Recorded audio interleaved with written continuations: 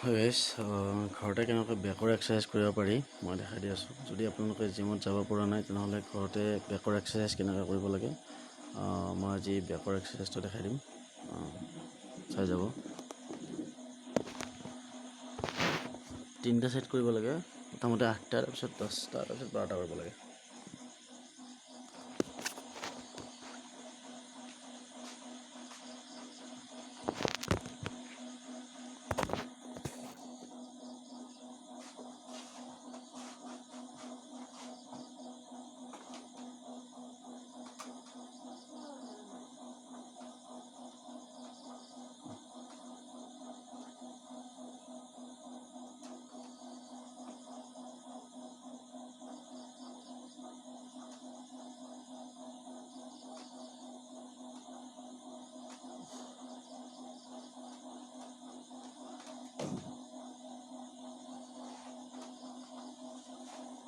এনেদৰে মানে এখন টাৱেল ল'ব বা বেলেগ কিবা কাপোৰ ল'ব, লৈ এনেকৈ লৈ পিছফালে আনিব লাগে শুই কেনে।